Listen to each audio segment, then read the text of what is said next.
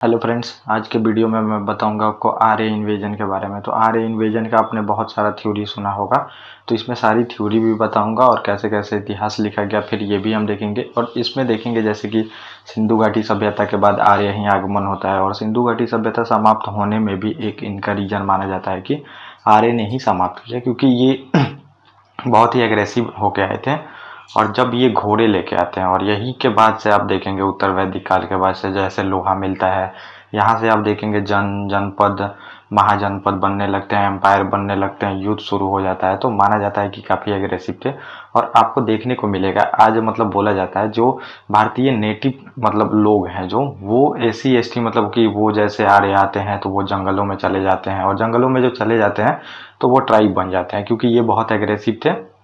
और एग्रेसिव थे तो ये जंगल में चले जाते हैं और बाद में फिर यही देखेंगे कि SC ST ये ब्रिटिश में भी बहुत मतलब नीचे रहते हैं। तो फिर इनको जैसे कॉन्स्टिट्यूशन मतलब हमारा बनता है, देश आज़ाद होता है, तो इनको फिर वहाँ पे दिया जाता है, SC ST को बहुत ज़्यादा आरक्षण दिया जाता है। तो ये भी माना जाता है कि आर्य यहाँ के मूल निवासी नहीं थे, मूल निवासी यहाँ की जो SC ST है वही है, वही आपको मतलब ऐसा बहुत सारा थ्योरी में बताया जाता है। तो ये सब चीज़ें हम देखेंगे इसमें। तो आर्य का आगमन होता है और आर्य को हम दो फेज में पढ़ते हैं, वैदिक काल और उत्तर वैदिक काल। और आर्य से ही मतलब समझिए जितनी भी चीज़ें आप देख सकते हैं, हिंदू धर्म आर्य ही डेवलप किए थे, ये भी मतलब आपको जानने को मिलेगा। तो हिंदू धर्म यहाँ से ही जो वेद है उसका फिर वेद को लिखा जाता है। उसमें वेद में आप देखेंगे ऋग्वेद, अथर्ववेद, सामवेद, मतलब जो सारे वेद हैं यहीं से लिखा जाता है, ये भी आपको देखने को मिलेगा। वेद भी लिखे जाते हैं। तो हमें ये सब तो चीज़ें नहीं देखनी है, क्योंकि हम देखेंगे इसमें जो आए कहाँ से थे, और इसमें बहुत सारे जो इतिहासकार हैं बहुत सारी थ्योरी दिए हैं, वही हमें देखना है इसमें।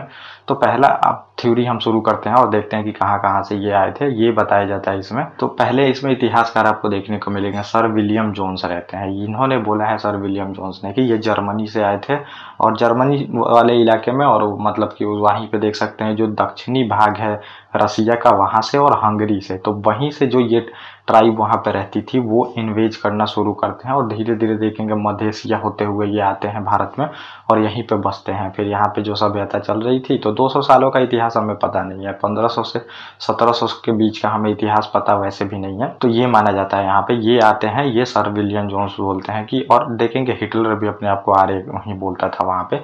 तो ये माना जाता है इनके द्वारा कि ये जर्मनी से होते हुए यहाँ पे आए थे और यहीं पे बस गए थे।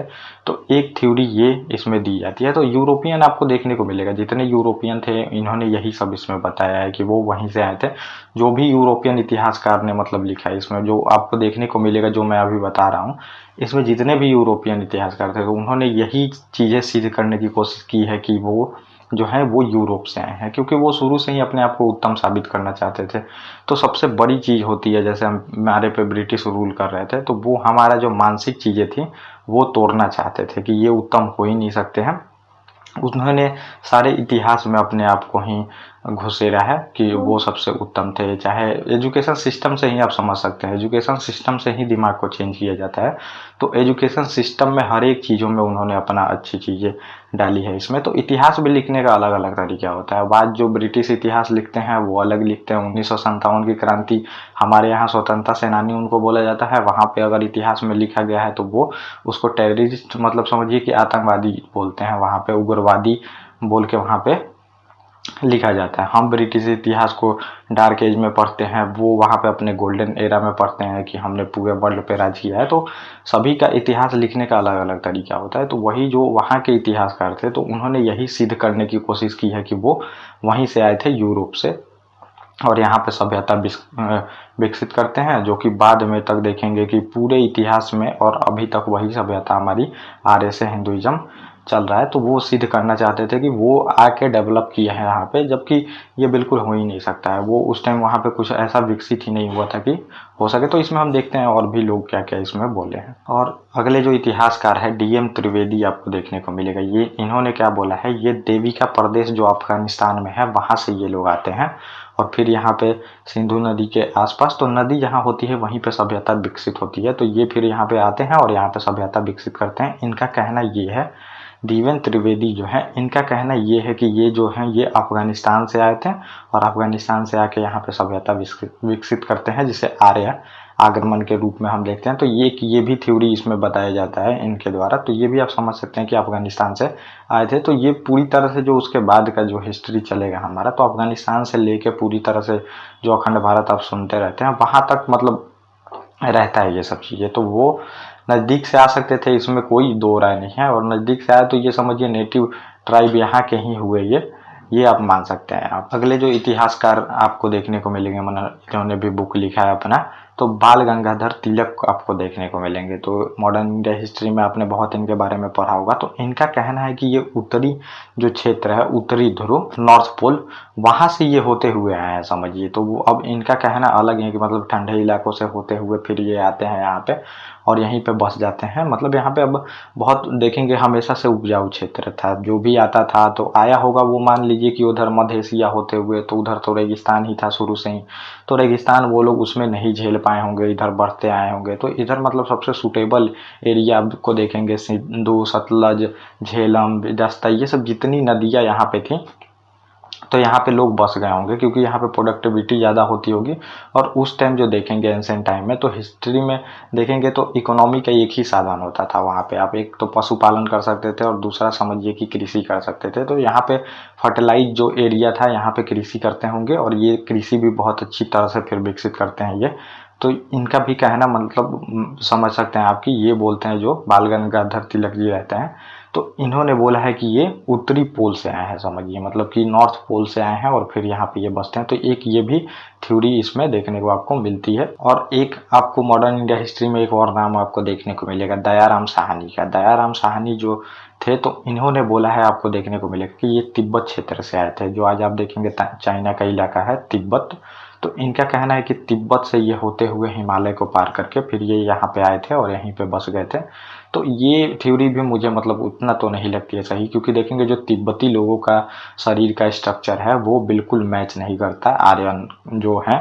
तो चेंज भी हुआ होगा, मान लीजिए कि जो जोग्राफिकल फैक्टर होता है उसके अनुसार चेंज भी होता है आपका बॉडी स्ट्रक्चर, मतलब ये चीज़ें मानी जाती है। लेकिन उतना भी चेंज नहीं हुआ होगा कि समझिए कि आज बिल्कुल आप देखेंगे तो नॉर्थ इंडियन जो लोग हैं और आप देखेंगे तो तिब्बती लोग बिल्कुल मैच नहीं करेगा। तो ये थ्योरी मतलब यहाँ पे जो दयाराम साहनी जी ने बताया था कि ये तिब्बत वाले इलाकों से आए हैं, तो ये मानना मतलब उतना मुझे नहीं सटीक लगता। अब आप लोग देख सकते हैं, तो ये मैं आपको थ्योरी बता रहा, जो थ्योरी दिया गया है कि आखिर में आर्य आए कहाँ से थे, वो हम देख रहे हैं। इसमें अपना जो है ये मैं व्यू बता रहा, मैं कोई बहुत बड़ा ये साइंटिस्ट और इतिहासकार नहीं हूँ, मतलब व्यू जो जनरल पब्लिक अपना व्यू देती है वो बता रहा हूँ। तो इनका कहना है, तो हम देख सकते हैं यहाँ पे मैच नहीं होता है ये चीज़ें। और सबसे बड़ा इसमें थ्योरी मैक्स मूलर का माना जाता है। मैक्स मूलर ने इसमें आपको देखने को मिलेगा, मैक्स मूलर ने बोला था कि ये जो थे ये समझिए एशिया मतलब यूरोप से ही आए हैं, यूरोप से आए हैं और ये फिर अफगानिस्तान होते हुए पंजाब, खैबर दर्रा जो है, जो कि देखेंगे खैबर दर्रा बहुत इंपॉर्टेंट था उस टाइम भी, देखेंगे अरबी और तुर्की आक्रमण मैंने बताया था। तो खैबर, गोलन, बोलन, ये कुछ दर्रे थे जहाँ से वो लोग बार बार आते थे। तो ये इनका कहना यही है कि ये एक खाना बदोश जनजाति थी, मतलब जाते थे वहीं पे खाना अपना मारते थे लोगों को, समझिए खाना खाते थे। तो ये एक ट्राइबल जो लोग होते हैं जो कि झूम खेती आप देखेंगे ये करते थे, आज भी आपको झूम खेती देखने करने को मिलेगा कि जहाँ जाते थे वहाँ पे समझिए वहाँ की प्रोडक्टिविटी जो लैंड है वो ख़त्म हुई और फिर वहाँ से वो चले गए। तो यही ये लोग खाना बदोश जनजाति थी, घूम घूम के अपना शिकार करते थे और फिर अपना जीवन बिताते थे। लेकिन यहाँ पे आते हैं समझिए ये अफगानिस्तान होते हुए, पंजाब होते हुए, खैबर दर्रा पार करके फिर ये जब आते हैं इंडस वाले इलाकों में, सिंधु घाटी जो सभ्यता थी यहाँ पे, तो इसको भी यहाँ पे मतलब समझिए कि उपजाऊ लैंड था, यहीं पे बस जाते हैं। और समझिए जो पब्लिक थी यहाँ की वो मतलब तो जंगल में चली गई होगी। तो अभी जो आप देखते हैं यूपी और बिहार वाला इलाका गंगा का क्षेत्र है जो, तो यहाँ पे उस टाइम बहुत जंगल था। तो लौह का आविष्कार होता है तभी जाके जंगल की कटाई चलती है और फिर यहाँ पे जो है वो जनपद बनना शुरू होते हैं, ये आपको देखने को मिलेगा। तो मैक्स मूलर द्वारा बताया गया जो ये थ्योरी है कि ये मध्य एशिया से आए थे, तो ये सबसे उत्तम थ्योरी यहाँ पे मानी जाती है। लेकिन अब समझिए सभी इतिहासकारों ने बहुत सारी चीज़ें इसमें बताई है और कुछ इतिहासकारों का यही कहना है कि ये जो थे ये नेटिव ट्राइब ही थे, यहीं के लोग थे जो कि ये सभ्यता विकसित करते हैं और फिर ये यहाँ तो विकसित करते ही हैं, ये खुद इन्वेड करते हैं यूरोप में, एशिया में, सभी जगह पर, और वहाँ पे भी सभ्यता विकसित करते हैं। ये देखने को मिलेगा। अब इसमें बहुत सारा मतलब समझिए कि कंट्रोवर्सी है। अभी डीएनए स्टडी हो रहा है, जिसमें डीएनए स्टडी में जितना उनका कंकाल है और फिर वहाँ का जो कंकाल है इतिहास में मिला है यूरोप का, फिर उसको मिलाया जा रहा है डीएनए से कि ये वही लोग हैं कि नहीं, जो वहाँ रहते थे वो आए थे कि नहीं। तो उसमें भी अभी देखने को मिलेगा कि नहीं मैच कर रहा है। तो फिर ये आपको देखने को मिलेगा, इतिहास चेंज होते रहता है समझिए। अब जो मेरी मर्जी है उस तरह से मैं इतिहास लिख दूंगा। में देखेंगे तो अलग तरह से हमारा ही इतिहास है वो अलग तरह तरीके से पढ़ाया जाता है। हमारे यहाँ पे अलग तरीके से वही इतिहास को पढ़ाया जाता है। ब्रिटिश यहाँ अलग तरीके से पढ़ाते हैं। तो इतिहास में बस वो आप कहानी सुने होंगे, एक डेट ही जो है वो सच होता है, बाकी घटना अपने मन से लोग लिखता है। जैसा कि आप मान सकते हैं, एक मान लीजिए कि कोई गिलास मिला इतिहास में, आपको खुदाई चल रही है इतिहास में और जो पुरातात्विक साक्ष्य होते हैं तो वो आपको गिलास मिला, तो उसमें इतिहासकार अपना तरह तरह से अज्यूम कर सकता है। इस गिलास से जो है तो पानी पिया जाता था, कुछ इतिहासकार उसमें बोल सकते हैं मदिरा पिया जाता था, कुछ बोल सकते हैं कुछ और के लिए उपयोग हो किया जा सकता था। और उसमें जो सबसे सटीक तरीका मतलब सटीक जो बताते हैं वो उसको फिर लिख दिया जाता है, लेकिन हमें पता नहीं होता वो किसके लिए उपयोग किया जाता था।